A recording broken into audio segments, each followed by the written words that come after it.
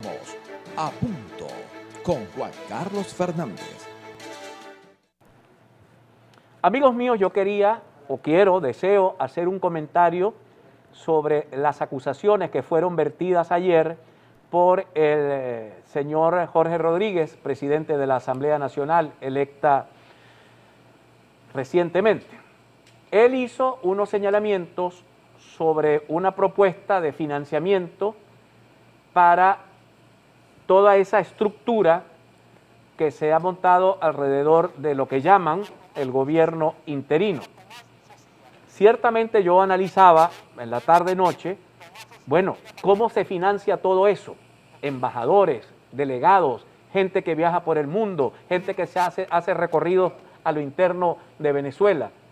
Eso necesita dinero para financiarse, para que tenga alguna existencia, pero también necesita rendición de cuentas, porque ese dinero, igual que el que usa el gobierno, es de todos los venezolanos. Entonces, así como le exigimos al gobierno de Nicolás Maduro que rinda cuentas del uso que hace de los recursos de los venezolanos, es menester que le digamos a Guaidó que rinda cuentas de los recursos que hace con el dinero de los venezolanos. A mí me parece que eso debe ser tan claro como el agua. Por lo tanto, acompaño a los sectores que desde la oposición han pedido una rendición de cuentas. Tienen que rendir cuentas porque están haciendo uso de un dinero que es del país, que es de los venezolanos. Tenemos a Tomás Socía, amigo de esta casa desde hace muchos años, un hombre vinculado a la empresa privada, un economista, y él da unas cifras que a mí me parece una cifra muy interesante. En el mes de marzo, la inflación, según el informe de Tomás Socía, es del 8.6%. ¿Eso qué significa? Que vamos camino a detener definitivamente la hiperinflación. Si logramos 6 meses con tasas de inflación inferiores a los 2 dígitos, pudiera Venezuela salir de la etapa terrible de la hiperinflación. Tomás, ¿cómo estás? ¿Cómo estás? Un abrazo, Juan Carlos. Encantado de estar contigo. Muchísimas gracias, Tomás. Háblanos un poco, porque lo que más me atrajo de tu informe, dentro de lo interesante que es todo él, es el tema de la inflación, porque otros sectores de la sociedad hablan de una inflación mucho más alta, y tú me das una inflación que más bien parece bastante moderada. Coméntanos. Así es, fíjate. Los índices que han salido de la inflación es en base a sectores de la oposición. El diputado de la Asamblea Nacional, de la antigua Comisión de Finanzas, que han señalado una cifra de 9.1% de inflación, siempre por debajo de 10. Otras cifras extraoficiales indican una inflación por debajo también del 10%. Según mi promedio, análisis e investigaciones, la inflación estaría situada aproximadamente en 8.6%. ¿Qué significa esto, Juan Carlos? Además, es un placer estar contigo en ese vibrante programa que tú llevas adelante, que mantiene fuerza e información en todos los venezolanos, no solamente en el Zulia. Entonces, fíjate, ¿qué significa eso? ¿Que controlamos la inflación? No. Significa que en un mes, por varias causas, nosotros hemos logrado llevar la inflación ahí, lo cual es positivo, porque hablamos de todo lo negativo en el país, pero no le decimos al venezolano a veces las cosas positivas. Ahora, ¿por qué llegamos ahí? La primera razón es porque el cambio estuvo estable en mes y medio. ¿Por qué estuvo estable en mes y medio el dólar? No hay tiempo de analizar hacia atrás. El proceso de dolarización ha traído una cierta estabilización de la economía y llegamos al momento de esta inflación.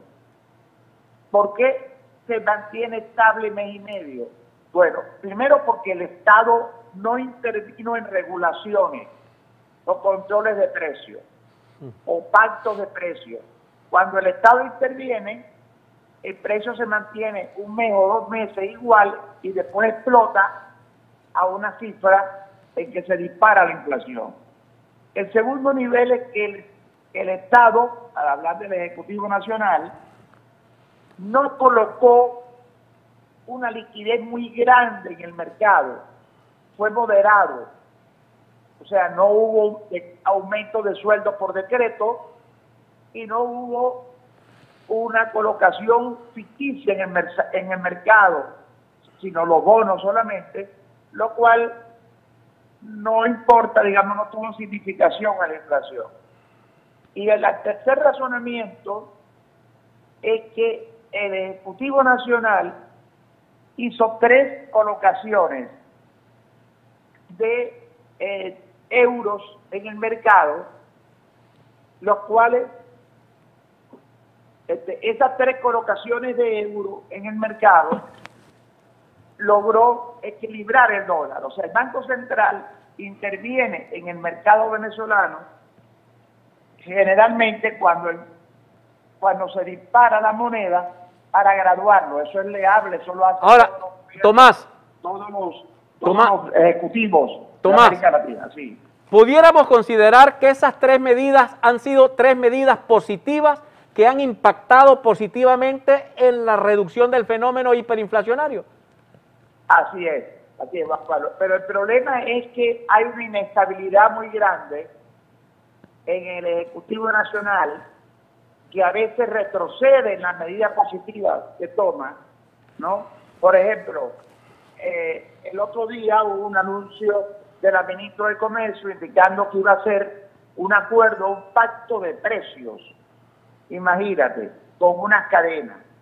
¿Cómo se puede hacer un pacto de precios en un momento de inflación? Entonces, lo importante es no retroceder, es no echar hacia atrás las decisiones positivas que se han tomado y de esa manera poder tratar que si la inflación no se mantiene en cerca de 9 para el próximo mes, o sea, para este mes de abril, por lo menos no suba considerablemente. Ahora, háblame, lo que me estás diciendo anterior a esto último, tiene que ver con que pareciera que no hay un único criterio económico en el gobierno venezolano, que factores ideológicos tienen un permanente enfrentamiento. Hay quienes creen que haciendo estas medidas de estabilización pudiéramos, Dios, hacer descansar un poco a la sociedad venezolana de la hiperinflación, pero también hay sectores que creen que hay que seguir controlando la economía. Y fíjate, el problema es, y te lo voy a decir a ti en primicia en tu programa, porque es difícil a veces decir esto en público, y mi especialidad es estudiar a la Ejecutiva Nacional para presidentes de empresas y embajadores. En el Ejecutivo Nacional hay por lo menos 2 tendencias claras. Una tendencia de los pragmáticos, de lo que consideran que es necesaria una apertura económica, darle a este socialismo del que tanto se ha hablado practicidad y operatividad, porque ha habido muchos problemas con la economía y con el venezolano, con la estructura actual económica. Y otra tendencia, esa tendencia pragmática la encabeza el ministro Tarek El-Aissami. Ahí está también el ministro de Agricultura, Castro Soteldo. Y bueno, hay otros más que no nos da el tiempo de hacerte el análisis. Y del otro lado, tienes sectores internos en el gabinete, vamos a decirlo así, ideológicos, profundamente convencidos de que el Estado tiene que regir la economía, de que no debe permitirse que el sector privado participe y de que el Estado tiene absolutamente toda la obligación de regir la economía. Esta última tendencia es la que ha traído todos los problemas mayores en Venezuela, donde la iniciativa privada, donde las empresas han perdido fuerza, donde el empleo se ha caído y donde lo más grave es que el Estado venezolano no tiene como ningún Estado, ni aunque traigan al Papa acá, ni al creador de Microsoft, se puede gerenciar las empresas sin la participación privada. Muy bien. Entonces, Ahora, Tomás. En ese juego de tendencia, Ajá. Los pragmáticos están avanzando, o el presidente está permitiendo que avancen como el presidente tiene problemas graves, digamos, en cuanto a su aceptación, porque tiene una no aceptación de más de 80 y pico %, y como se quedó sin dinero, o sea, no hay recursos en el país, es más propicio aceptar todos estos cambios, entre los cuales están, por ejemplo, los peajes que se están creando, elevar las tarifas públicas de los servicios, cobrar cosas que antes no se cobraban. Por ejemplo, te quiero poner un ejemplo, a mí no me cobran Movilnet desde noviembre del año pasado, y soy el presidente de la República y estoy quejándome de los reales. Ya tengo que cobrar como Estado. Pero hay otras medidas, Juan Carlos, que son necesarias. Estas son las que todavía no terminan de asomarse. Esta tendencia de apertura no ha logrado o convencer al presidente o implementar medidas para entregar esas 500 y pico de empresas del Estado, que el Estado no sabe gerenciar porque están dando pérdidas, más las empresas de Guayana, a la gerencia.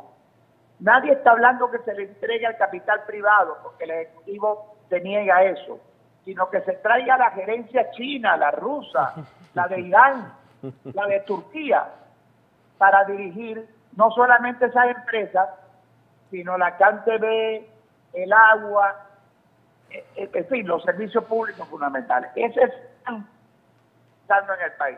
Bueno, Tomás, muchísimas gracias. Un abrazo para ti, Tomás Socía, analista político y económico. Es que yo lo observo, claro, en mi dimensión. Yo no soy un analista político y económico de carácter nacional.